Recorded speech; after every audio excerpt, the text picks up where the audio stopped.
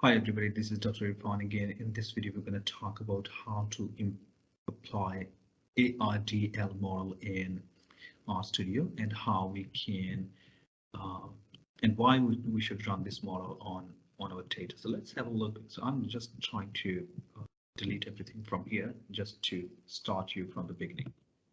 All right, so this is ARDL model. Let me first talk about what is ARDL model. ARDL model means auto-regressive distributed lag model. So first, what is AR or auto-regressive? It means when your dependent variable is going to be predicted on itself on the previous year, yeah, t minus one, or then our previous 2 years, y, t minus 2. Beta 1, beta 2, something like that. So when your dependent variable is predicted on the previous year's dependent variable, then it's called autoregressive. And what is the distributed means? Distributed lag means when your independent variables also can be explained on the previous year. For example, x1 over here can also, x1 and x2 can be explained on the previous year's the value of x1. All right, so when I'll be showing you the data, you will better understand what do you mean. So if your independent variables are getting predicted are depending on the previous year, x minus 1 and x minus 2, for example, the lag, this is called the lag variables, the previous year's values. If your independent variable is depending on your lag variables, then it's called distributed lag, or you may say your independent variables are distributed. Then it's called autoregressive distributed lag models. Okay, so in simple words, when you have, for example, GDP as your dependent variable, and then your independent variable is, for example, beta naught plus beta 1 investment, okay, plus beta 2 consumption or expenditures, plus beta 3, it's possible that the GDP is also depending on the previous year GDP. So you can say GDP of 1 year minus or in t year minus 1, or even the previous value, then you can say beta 4, GDP in t year minus 2. Similarly, I can also say beta 5 is also depending on investment in t year minus 1. And especially, and also beta 6 is also depending on expenditures in t years minus 1. So it means it's a mix of independent lag values and dependent lag variables or lag values. Then it's going to explain your dependent variable. If this is the case in your case, even if you are doing the undergrad paper or thesis, if this is the case, you're going to think about your dependent variable and independent variables. If this is the case, then the good or the best suitable model could be for you is ARDL model. So let's have a look on a real example. So one of my student is working on this data, and I'm using his data. Before you start your RStudio, please try to run these libraries: dplyr, tidylog, tseries, and then set working directory, and then import data from CSV. If you're not clear about these libraries and how to set a working directory, please watch my earlier videos. Okay, so over here, this is the name of the data I want to keep, and read CSV is the command for importing data, and thesis underscore data is already saved in my folder or class folder. So I'm using this data. The data is over here in my environment window. So I can use. All right, so before you apply any sort of time series model, you first have to look on the stationarity of your series. If your data are not stationary, then it's going to produce a spurious regression, which you don't want it. Over prediction, you don't want it. Your predictions should be the right one and the accurate one. So for this one, you have to be very careful in data using. You should only use a stationary data. For this one, a rough idea about to check whether your data are stationary or not, you can use a plot ts command. It will give you a plotation. So, see the plot ts data dollar consumption. The consumption is one of the variable we are interested in. See, the plot shows it has a trend, a time trend. It means the data are not stationary. So if the data are stationary, it should have three assumptions. The first one is that it should have a mean, zero mean, then constant variance, then zero covariance. It means your one series should not be correlated with your other series. These are the three assumptions that you must fulfill in order to have your data stationary. Okay, you can also check with GDP plot ts and $GDP. Yeah, plot ts $GDP. See, it also have a little trend. What about number of wins? These are the variables. If you don't know where are these coming from, where are these consumption, GDP, and number of wins are coming from, this is the data I just have opened over here. These unemployment, consumption, number of wins, matches, losses, ties, and TM, winning percentage, and the GDP is all of they're all variables. Okay. The main question of my students' thesis is the GDP is depending on the total matches in New York. The GDP of the New York is depending on the total matches of New York, and then he is also including some more important variables. Okay. All right. So now back to the stationarity. All right. So first of all, the unit of test can be applied to test the stationarity. For that one is ADF test, or augmented digital test, is a very famous test usually applied for testing the stationarity thing. So you can test this one, ADF dot test in the bracket data $GDP. See down in the console window, the p-value is greater than 0.05. If the p-value is greater than 0.05, it means that your data are not stationary. See, the alternate hypothesis is stationary. It means you're going to accept your H0 and reject your alternate hypothesis if your p-value is greater than 0.05. Okay, so it means your data are not stationary. As we have also seen, it has a trend. We can see that it has a trend. It means your data are not stationary, but we have to have data stationary. For that one, you can take 4 or 5 steps to make your data stationary. The first one is you take a log of your variable, or take a difference of your variable. Number 3, take a lag value, or take a log of lag variables, or take a log of difference variable. What does it mean, the difference variable? Take a log, you understand that one easily. It means taking a log. Well, take a difference mean that you take a difference from previous value to current value. Okay. For example, I have already taken this variable in Excel. You can also take it in Excel if you need to. So difference GDP means a GDP in this year minus in previous year. GDP in this year minus previous year. GDP in this year minus previous year. You keep doing all these things, and then your first value obviously will be missing value, and the rest of the values you will be getting at current year's value minus previous year values. Okay, this is called a difference variables. And then log variable is the simple one, and the lag variables means I'm going to show you the lag variable in a minute when I'll be taking the lag variable. All right, so because I have a difference variable, so let's first filter the data and only keep the data complete cases.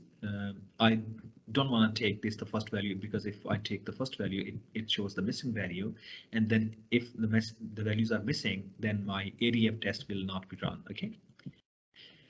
All right, so let's take only complete cases. The argument for that one is data, then filter data, exclamation marks, are not NA. All those values who are not missing from DGDP variable, take them. So only one value is missing in our GDP in our tag variable. So it means over here we have 25 observations. When I'll be running this one, then we will be getting 24 variables, 24 observations, sorry. So let's run this command. See, now we have 24 observations. And let's test now ADF test on data difference of GDP. ADF test against stationarity check. See over here now we have less than 0.05 value, which means this series difference in GDP, difference variable of GDP is stationary. Now we can use this one, or we can use the log of this one. We have to be very careful again and check the ADF test whether our data are stationary or our series is stationary. So take the log just like this one, data mutate. So for this one, we use deploy command, deploy library. So for taking log means data mutate data, then LGDP is the name of the new variables you want to keep is equal to log of GDP. Let's run this command. So it has been run. Then let's see. The new variable should be created. See, LGDP is also created. So it's taking actually a log of this variable. All right, so you can also take a log of consumption if you like.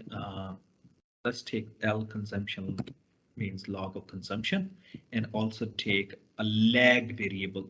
Lag variables mutate data lag GDP. I'm going to take a lag of GDP. Lag GDP and then comma n is equal to 1. What does this mean? It means I'm going to take one lag. See over here, GDP -1, GDP -2, one lag. All right. So n -1, it means level 1. I'm going to take a level 1 lag and then going to run it. So lag variable, what it does, it should run.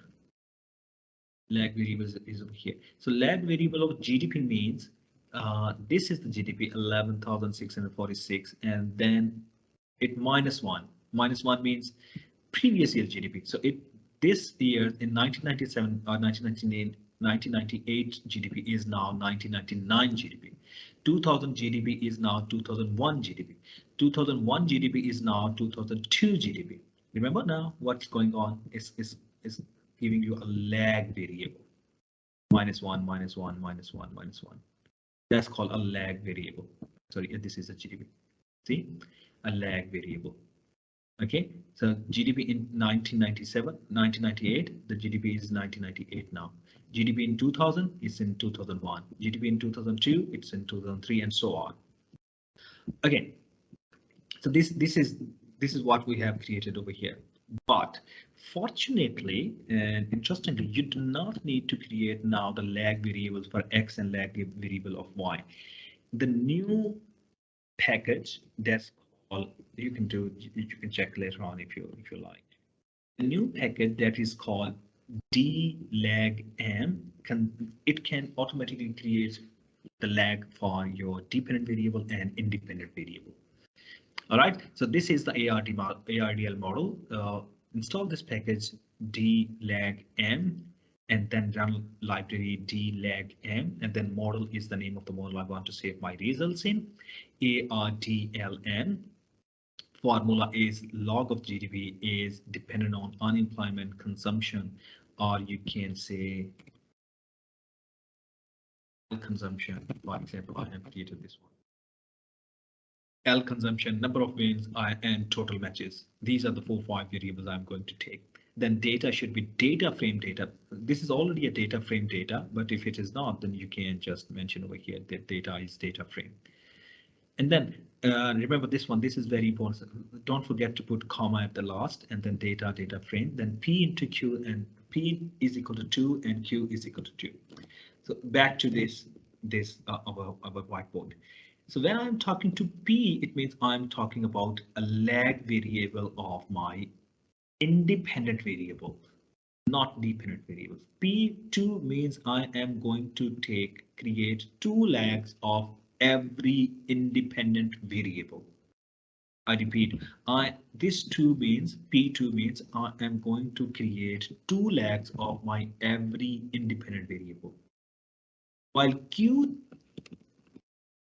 while this Q2 means I am going to create two legs of every dependent variable, means GDP P minus T minus 1 and T minus 2. Okay. All right, so let's run this model. This is a RDL model. Object O consumption not found. Yeah, it should be L consumption. L.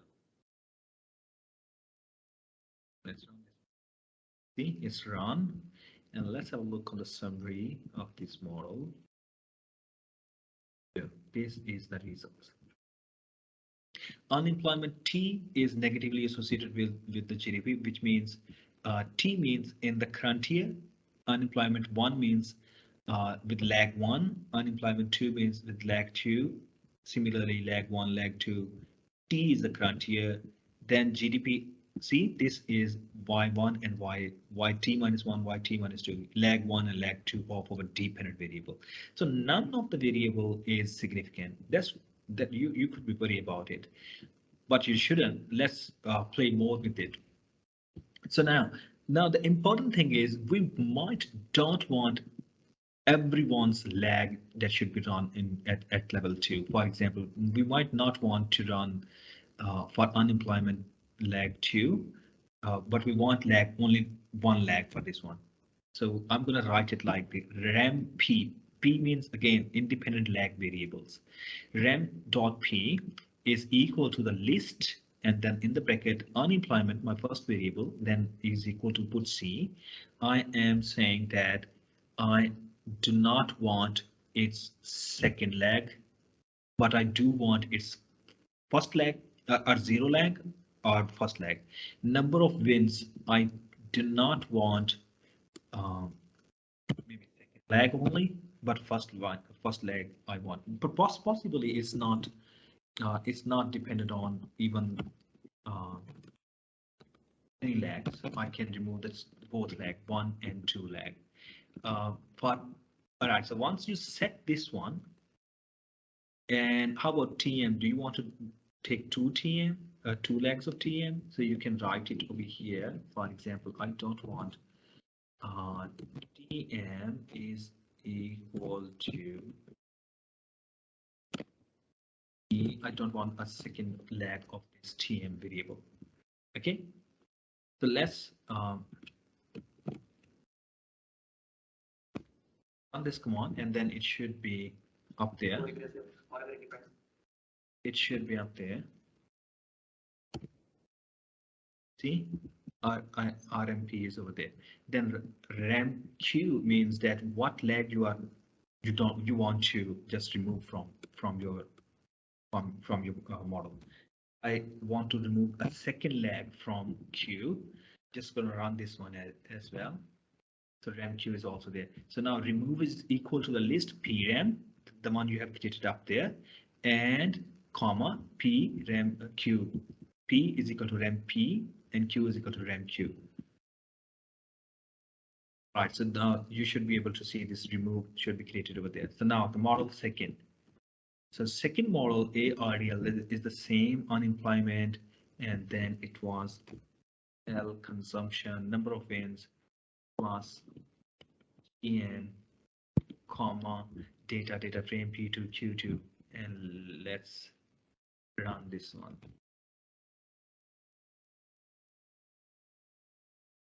Okay, let's run this command. All right, so now look at the summary. See, the unemployment 2 is removed, L consumption 2 is removed, number of wins 2 is removed, and LGDP is also here. All right. Here it is. This is how you can. Okay, so you have to write over here remove is equal to removed. Okay, TCM. Let's try with 1. Let's try with only 2. Let's try with only 1 and set it again. Running this one.